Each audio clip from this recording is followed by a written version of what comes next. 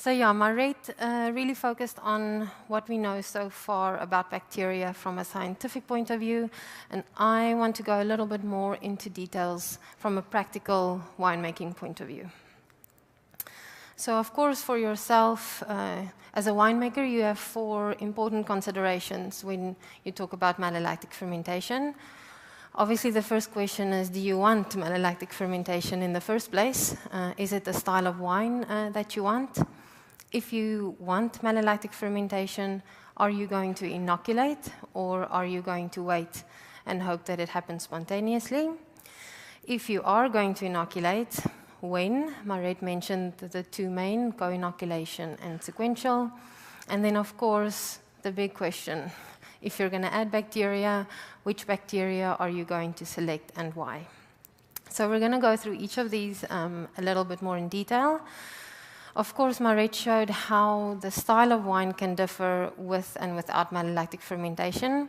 In general, wines without malolactic fermentation tends to be a little bit more fresh, and as you can imagine, you retain some more acidity, so it has a little bit more of an acidic mouthfeel, whereas wines with malolactic fermentation, depending on the bacteria and when you add it, you tend to have either more fruity wine styles or more buttery wine styles, but in general, it tends to give you more complex wines. So in the majority of especially red wines, it's a preferred process to happen. So once you have made the decision that you do want malolactic fermentation in your wine, the big question is, of course, are you going to inoculate with bacteria, or are you going to do a spontaneous malolactic fermentation? So both of these come with pros and cons, of course, but in general, spontaneous is a risk. We are lucky enough, both in Spain and South Africa, of course, we have quite high temperatures, so in general, spontaneous fermentations tend to happen a little bit easier here. But you do, of course, have the risk that the process either happens partially or doesn't even happen at all. So due to those risks, over the last maybe 20, 30 years, people have really concentrated on finding solutions to make sure that you have a complete malolactic fermentation. So security is definitely a big aspect.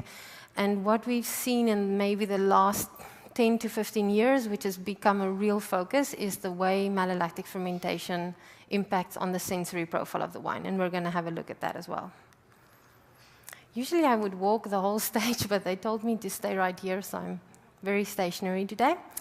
So if you look at what a bacteria really likes in terms of pH, sulfur, alcohol, etc., and you compare that with what it actually has to endure once you put it into either the juice or the wine, you can see there's quite a difference. And as Maret mentioned, none of these factors operate independently. They all influence each other.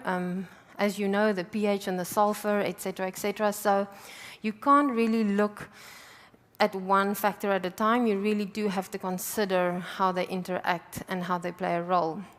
And this is really where commercial bacteria cultures have come from, is the fact that this is where they like to work, natural bacteria, but we need them to work at different conditions.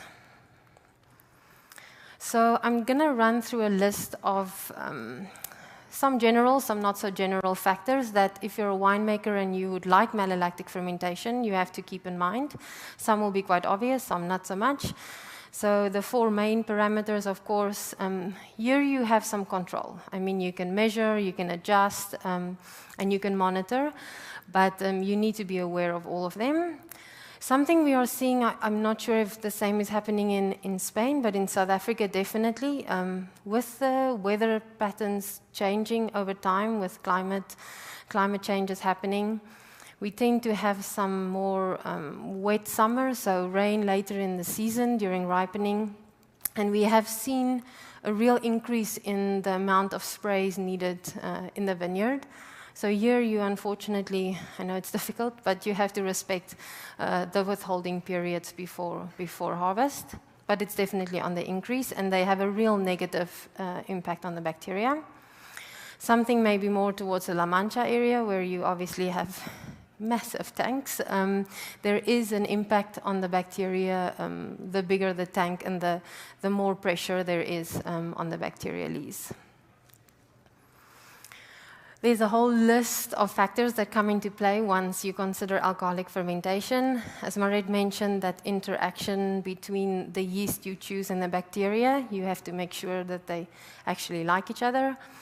And if you have a stressful or a difficult alcoholic fermentation, the odds are you're going to have issues with your malolactic fermentation as well. Marit mentioned the malic acid concentration. You, like us, generally have a problem with too low levels of malic acid, so that has to be something you measure and you monitor. Of course, the spontaneous bacteria, the indigenous population, what is in your juice coming from the vineyard side, you have to consider. Of course, spoilage organisms can have a negative impact on the bacteria. So if you tend to have some issues with Brettanomyces, that could also negatively have an impact on the bacteria. Lees contact. Marit mentioned a lot of Chardonnays with malolactic fermentation happening in barrel. In general, it seems to be quite stimulatory towards the yeast, towards the bacteria. So in general, it helps them and helps the process. Nutrients, if you read nothing of that paragraph, all you need to remember is that diammonium phosphate, DAP, does nothing for bacteria. So they prefer organic nitrogen. So you can add as much DAP as you want. You will not help the bacteria and you will not help with the malolactic fermentation. In more difficult conditions, you have to ensure that you have enough organic nitrogen available. Oxygen, we'll have a look at some results with microoxygenation in a moment. Overall, it tends to be stimulatory and beneficial for them. A question I get a lot is, okay, if we want to do co-inoculation, what happens to my tannin usage for fermentation? So we'll have a look at how some tannins can be beneficial for bacteria, but it's also very strain dependent, depending on the bacteria you have. So if we look at some results in microoxygenation, it's actually done in a Tempranillo here in Spain a couple of years ago. So we have the two inoculations, co-inoculation on the left, without and with microoxygenation, and sequential without and with. And you can see the treatment with the co-inoculation and the microoxygenation had the best overall result if we look at the color intensity. I know it's quite a typical practice for you here in Spain. The question, as I mentioned, I get a lot is what happens with the tannins and the bacteria. So you can see we have in co-inoculation two types of bacteria products, the one with and without, and the other with and without tannins. And in general, we had a positive impact using fermentation tannins together with the bacteria during co-inoculation. So this is, of course, going to be dependent on the bacteria. Your bacteria supplier should be able to tell you whether they can be used together with tannins or not. And in general, it seems to have a good impact on the bacteria. If we look at using tannins and the overall impact on the sensory profile of the wine, you can see on the left a bacteria with and without tannin. Overall, we had a better sensory evaluation, better color intensity, better fruitiness, better spice character, so a very positive impact. The same with a different yeast, with a different bacteria product, with and without tannin, overall a better quality wine. So for many years, winemakers are very focused on how they rehydrate their yeast. We would like, ideally, to have the same focus on the bacteria, if possible. So just some 4 factors you have to consider is, number 1, please don't use tap water. They do not like the chlorine in tap water at all. They're very sensitive to it. Your water temperature, ideally around about 15 to 18 degrees. You have to remember that as soon as there is not enough substrate available, the bacteria biomass starts decreasing. So when you rehydrate your bacteria, 15 minutes max. And then, of course, if you're expecting a more difficult fermentation, you have to consider the nutrition, as I mentioned earlier. So in general, personally, I like to not call it rehydration of bacteria, because the moment you say rehydration, people think of yeast and the juice and the water and the 45 minutes and the et cetera, et cetera. So I prefer to say the dispersion of bacteria, because ideally it's just so that it mixes well in the tank. It doesn't actually need to grow biomass like the yeast. And here the final instruction is just really ask your supplier what you're supposed to be doing, and follow those instructions, then you'll be better off. So when we come to when to inoculate, Maret mentioned the two main ones, co-inoculation and sequential. We have in the past had two others, the early inoculation, where it's during alcoholic fermentation, worse results you get with that, and then the delayed inoculation has also been a practice. But for now, probably for the last maybe 10, 15, 20 years, the two main ones have been co-inoculation and sequential. So both, as with the spontaneous and the inoculated, both have positives and negatives. So depending on your situation and the big question mark Maret had in her presentation, what do you want to achieve? This will influence your decision on going with the one or the other. And in general, tends to be an easier process for the bacteria during co-inoculation, whereas sequential, obviously depending on the wine, tends to be more challenging for them. And you have to be more aware of the nutrition, the temperature. Obviously, after harvest, things start decreasing, so it's a little bit more challenging for them. And then, of course, the big impact on the sensory profile. Fruity, complex versus more buttery style. So here, just to show you the difference in sequential and co-inoculation and the impact it has on anthocyanins in this case. In general, the co-inoculation tends to result in higher anthocyanin concentrations after malolactic fermentation. Once again, all strain dependent as well. When you look at just focusing on co-inoculation, but different bacteria cultures, you can see that they also differ in their impact on the color and the anthocyanins. So it's not a given that you will have more or less color. It really depends on the bacteria you select as well. So we have 2 Enococcus uni on the left, and then duet is a range of mixed bacteria, Enococcus uni and Lactobacillus plantarum, and you can see the impact choosing a different product has on the concentration. Maret briefly mentioned the diacetyl, and the main reason you have lower buttery or less buttery characters during co-inoculation is that last little step changes the diacetyl, which is very prominently buttery and with a very low perception threshold, to the acetoin and 2,3-butane diol, which are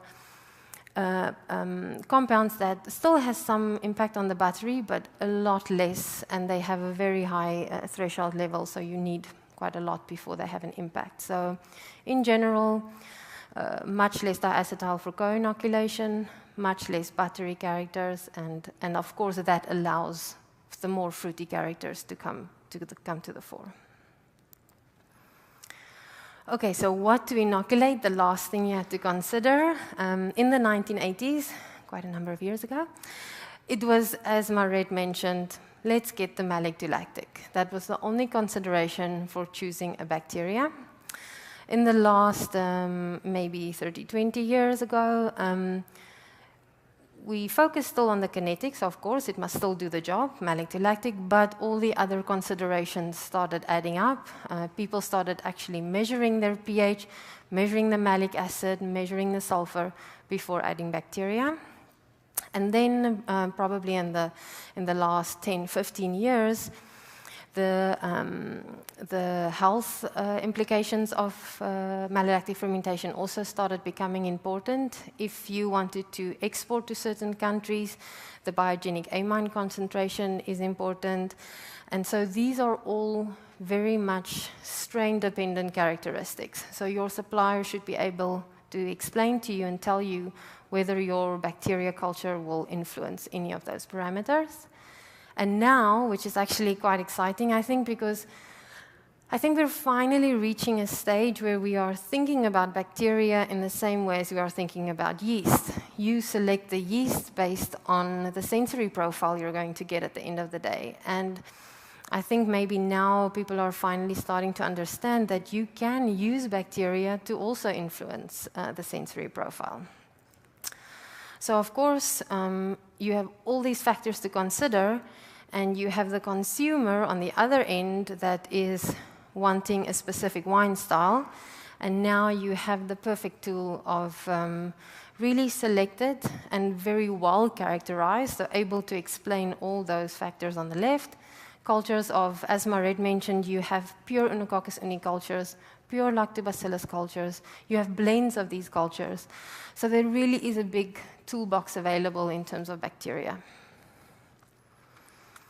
So just as you can see here, really depending on which strain you choose, you can have a very different impact on the wine profile. The Duet, lots more of the floral, fruity, monoterpene kind of compounds, and the Enococcus uni a lot less. Same for sequential. We can choose a culture that has more mature fruit, more spice, whereas another culture doesn't. So it really is dependent on you as the winemaker and the style you want. I go fast. I was told to speak very slowly, so sorry.